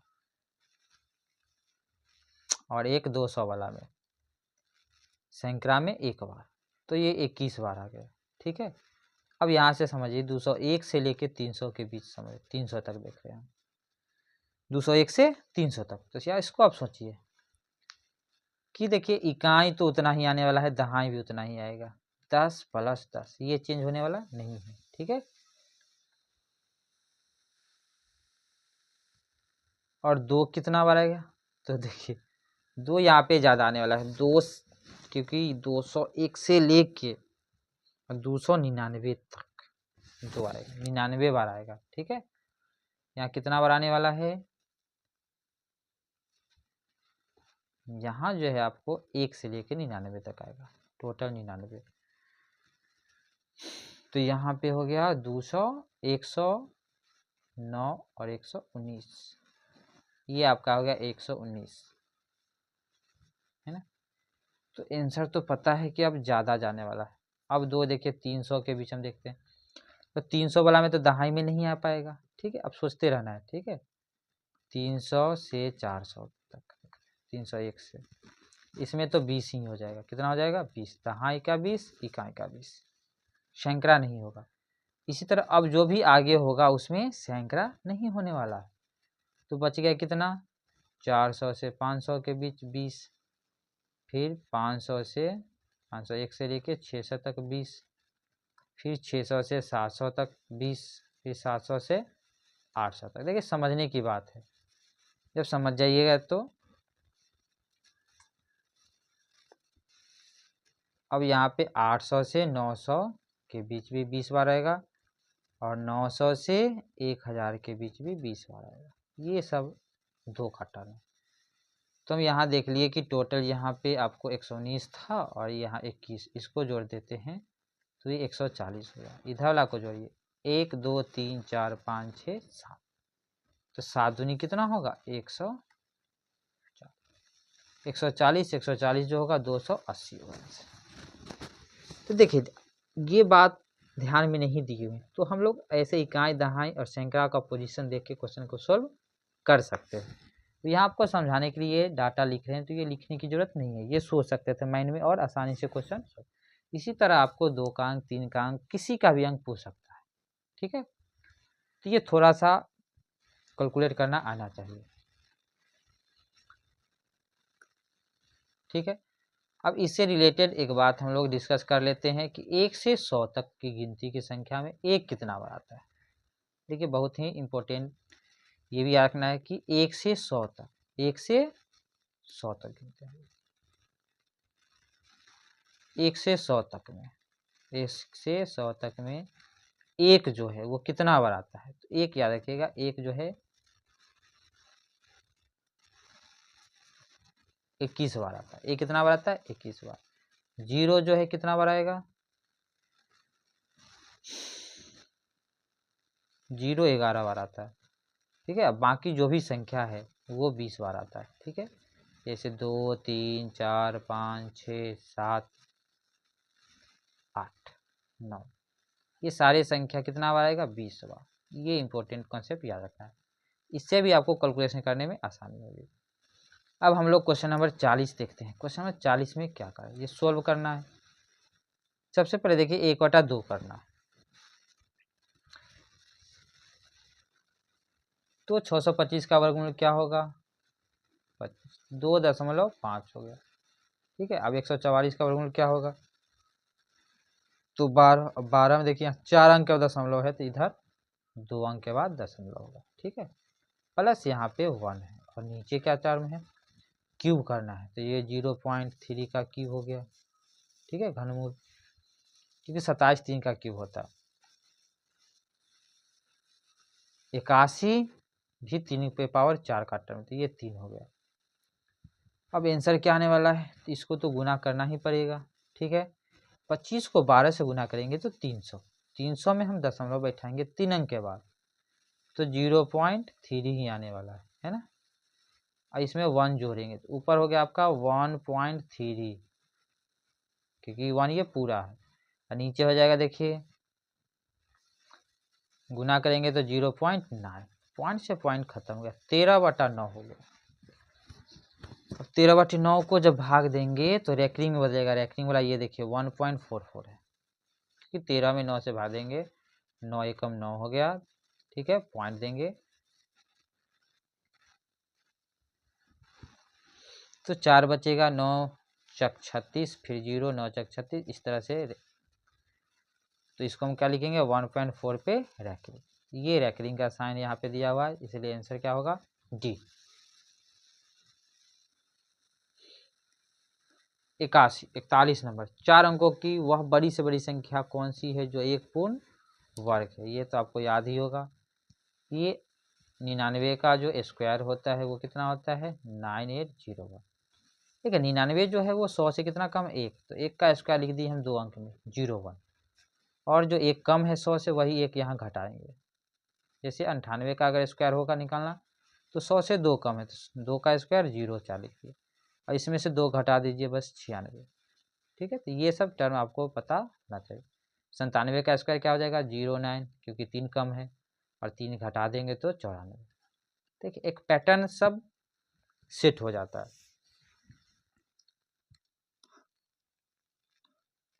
हाँ, तो अब क्या देख रहे हैं 42 नंबर के क्वेश्चन में, पहले जो भी ये बार का चेन दिया हुआ है इस पे इसको पहले काम करेंगे। तो 7 4 11, 25 में से 11 गया, ठीक है 14 बच गया। अब 29 में से 14 जाएगा तो 15 बच गया। कितना आसान क्वेश्चन है, 15 बच गया। अब 36 में से 15 घटाएंगे 21 बच जाएगा। ठीक है, लास्ट में क्या बच गया 45 माइनस 21। तो 45 में से जब 21 घटाएंगे तो 24 बच जाएगा। ठीक है, ये बहुत आसान है। ब्रैकेट के अंदर का काम छोटी ब्रैकेट का सबसे पहले करेंगे, फिर मेजली ब्रैकेट ये हो गया, फिर बड़ी ब्रैकेट का। अब यहाँ पे देखिए 150 का फैक्टर क्या होगा, क्योंकि पूरा वर्गमूल तो है ना इसको। देखिए 25 छक 150 होता है, 25 का वर्गमूल तो होता है 5, 6 का नहीं होगा। 54 है, 9 छक 54, 9 का तो हो जाएगा 3, 6 का वर्गमूल नहीं होगा। इसी तरह देखिए 4 छक 24, 4 का वर्गमूल हो जाएगा 2, 6 का नहीं होगा। अब जो रूट वाला टर्म है उस कुछ नहीं होता, वो रूट में ही रहेगा। यहाँ 3 2 5 हो गया, 5 में से 5 घट जाएगा है, मतलब कि -3 -2 है तो -5√6 होगा, घट के क्या हो जाएगा 0। और रूट वाला टर्म इस टाइप का जब रहेगा तो आंसर हमेशा नहीं, अगर ऑप्शन में 0 है और रूट वाला टर्म नहीं है तो आंसर 0 ही होगा। यहाँ पे सरली सिंप्लीफिकेशन करना है 44 नंबर क्वेश्चन को। यहाँ पे आपको फॉर्मूला बेस्ड है। देखिए तो फॉर्मूला क्या कर रहा है, यहाँ पे आपका ए स्क्वायर हो गया, ए स्क्वायर माइनस बी स्क्वायर, ठीक है। और बटा में देखिए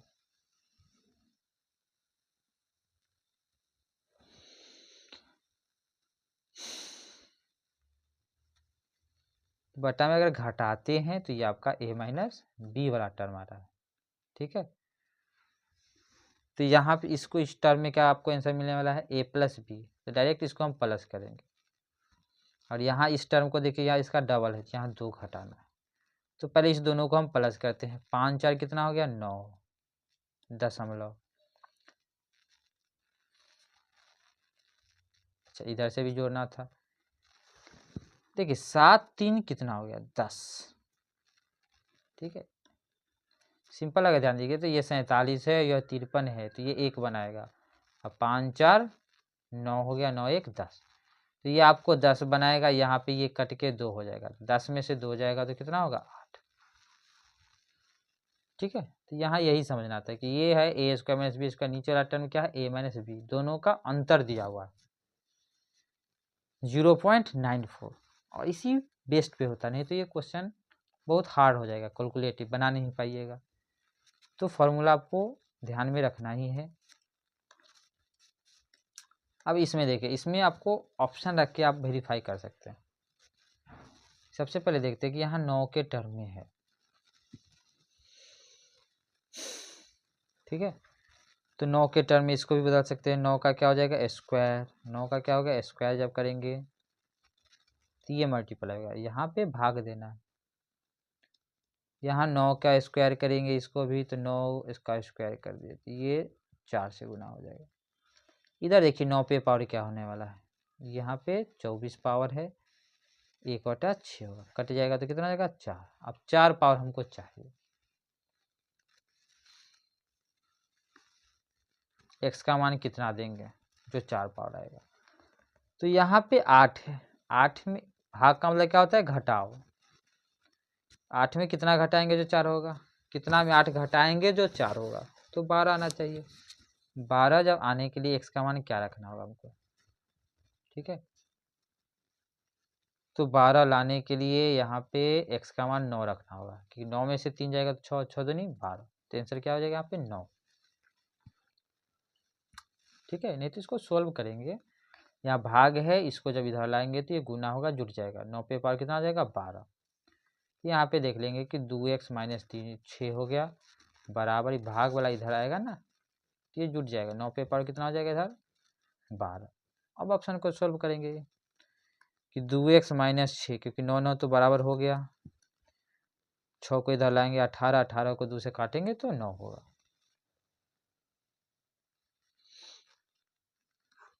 ठीक है, तो 2-3 क्वेश्चन और बचा हुआ है, इसको हम सोल्व करते हैं। 46 नंबर क्वेश्चन देखिए, 2 इनलेट P1 P2 है नली, जिसको 20 घंटे 30 घंटे में एक जलाशय भर सकता है। दोनों नलों को एक साथ छोड़ दिया गया और 5 घंटा। देखो सबसे पहले इसको 20 और 30 दिया हुआ है, इसका एलसीएम लेंगे तो हम 60। क्षमता निकालेंगे, ये 3 घंटा में भर सकता है, ये 2 घंटा में, ये क्षमता पता चल गया। अब यहाँ कहते हैं दोनों नल एक साथ खोलते हैं और नल तथा नल P1 को जलाशय भरने से 5 घंटे पहले बंद कर देते हैं। जलाशय भरने से पहले 5 घंटा पहले बंद कर देते हैं। तो दोनों नलों को जलाशय भरने में कुल कितने घंटे लगेंगे? P1 को तो बंद कर दिया गया, तो स्टार्टिंग में इसका क्षमता 5 था। अब समझिए 60 काम हो रहा है, कितना काम ही नहीं किया ए, तो ए जो है 5 घंटे पहले बंद कर दिया। तो ए का क्षमता कितना है? 3। तब 15 काम ये नहीं किया, नहीं तो दोनों साथ काम करता। यही आपको इसमें समझना कि जो काम नहीं किया है ना ए, उसको भी हम जोड़ दिए, 5 दिया 15, 75 हो गया। अब इस 75 काम को दोनों एक साथ करेगा। ए प्लस बी का क्षमता कितना है? 5। 5 से भाग करेंगे तो 5 से काटेंगे कितना हो जाएगा? 15। तो इसका हो जाएगा 15 घंटा। जो काम नहीं करता है उसको क्या करना है? जोड़ देना। ठीक है, जो काम कर दिया हट गया उसको क्या करेंगे? घटा देना।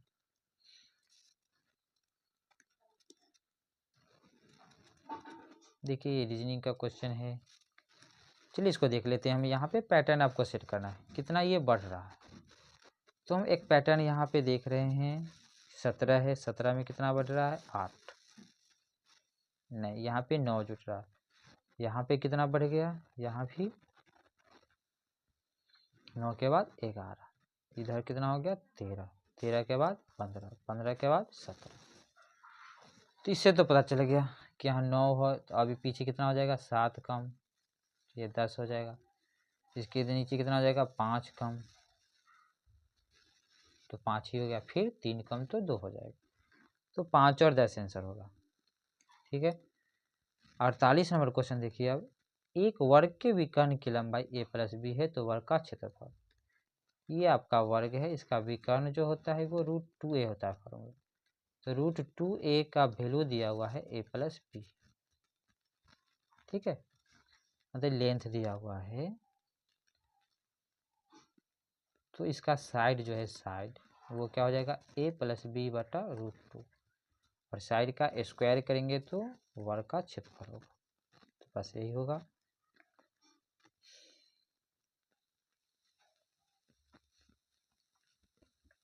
यहाँ पे हो जाएगा आपको a प्लस बी का होल स्क्वायर बटा में 2।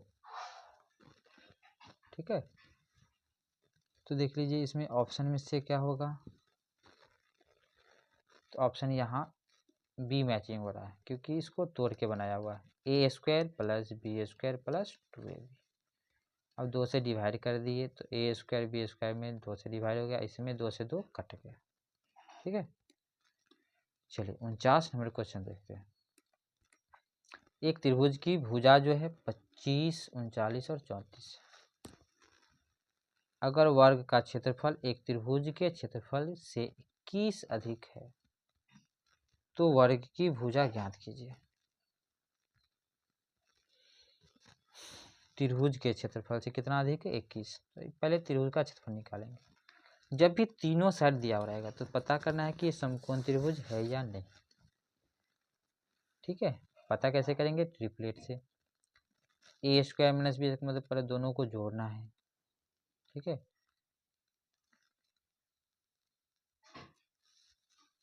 देखिए 9 प्लस 4, 13, 3 3 73, और घटाएंगे तो 5। तो 7 5 कितना हो जाएगा? 5 3 15, 7 5 35। ये तो स्क्वायर नहीं होने वाला है, तो हम लोग ABC के फॉर्मूला से बनाएंगे। मतलब सबसे पहले साइड अर्ध परिमाप निकालेंगे। 25 + 39 + 34 बटा 2, इसको जोड़ दीजिए। 9 4 13 5 18, 3 3 6 2 8, 98 हो गया, कटेगा तो 49। अब त्रिभुज पे क्या होगा, s, मतलब कि 49 गुना 49 में से 39 घटाएंगे तो 10, फिर 14 घटाएंगे तो 15, फिर 25 घटाएंगे तो 24। ठीक है, इसका वर्गमूल देखते फैक्टर क्या होने वाला है। हाँ, हो जाएगा। 49 का तो 7 हो जाएगा। ठीक है, 7 गुने 7। 10 को क्या लिखेंगे, 2 गुने 5। 15 को 3 गुने 5। और 24 को क्या लिख सकते हैं हम लोग, 3 गुने 2 गुने 2 गुने 2। बस, एक 7 हो गया। 2 देखिए 4 बार है तो यहाँ 2 बार आ जाएगा। 5 एक बार हो गया, 3 एक बार हो गया। सबसे पहले 5 और 2 को गुना करेंगे जो कि 10 देगा। 7 दूनी 14, 14 तिया 42, 420 है। इससे 21 ज़्यादा है वर्ग का क्षेत्रफल, मतलब इसमें अगर 21 हम जोड़ देंगे ना तो 441 हो जाएगा। वर्ग का क्षेत्रफल हो गया, तो वर्ग का क्षेत्रफल है तो वर्ग की भुजा कितनी हो जाएगी, 21। तो जो था बस इसी पर आधारित है, बाकी तो हंसाने के लिए। ठीक है, त्रिभुज का क्षेत्रफल अगर समकोण त्रिभुज नहीं बनता है तो हम लोग इसका यूज करेंगे। पता नहीं है तो 3 भुजा दिया हुआ है तो आसानी से इसका यूज। इसका यहाँ पे अर्ध परिमाप। चलिए क्वेश्चन नंबर 50, इसमें क्या कहता है 50 में कि शांत जल में एक व्यक्ति की चाल जो है धारा की चाल से 4 किलोमीटर अधिक है। यदि वह व्यक्ति धारा के अनुकूल दिशा में 45 किलोमीटर चलता है, तो धारा के प्रतिकूल दिशा में 35 किलोमीटर चलता है, तो उसे कुल 10 घंटे लगते हैं। तो समझ लीजिए कि 45 किलोमीटर जो है वो धारा के अनुकूल चलता है, मतलब धारा की दिशा में, तो चाल तो है जुट जाएगा। ठीक है,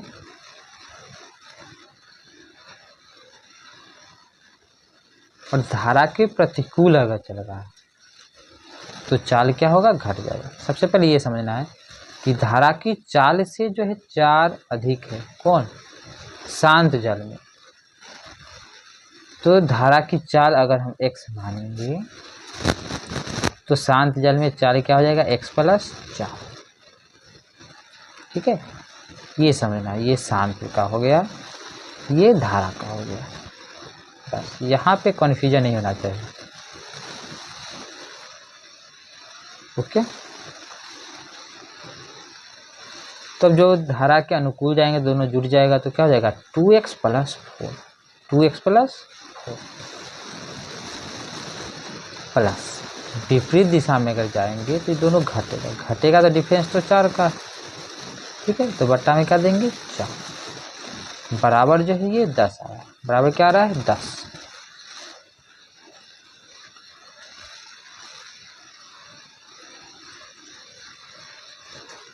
ठीक है,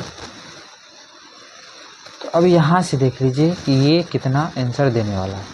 ऑप्शन भी रख सकते हैं कि यहाँ पे देखते हैं कि इसको पहले घटा दीजिए। 40 में से ये इधर घट जाएगा तो 45 बटा 2x + 4 बराबर हो गया 10 - 35 बटे 4। ये घटेगा तो ये 40 में से 35 जाएगा, 5 बटा 4 हो जाएगा। ठीक है, 5 बटे 4 हो जाएगा। तो x का वैल्यू ऐसे भी हम लोग निकाल सकते हैं। इसको गुना करेंगे 5 से, इसको काट दीजिए तो 9 9 चक 36, तो 2x + 4 बराबर हो गया 36। 36 में 4 घटेगा 32। ठीक है, 32 को 2x बराबर 32 हो गया, x बराबर 16 हो गया। x का मान 16 मतलब धारा 16 हो गया। तो शांत जल में पूछ रहा है ना, तो x + 4 मतलब 16 + 4 कितना होगा, 20। तो सी इसका आंसर होगा। ठीक है, क्वेश्चन थोड़ा सा इसमें घुमाए हुए था, इसके कारण जो है आप ऑप्शन से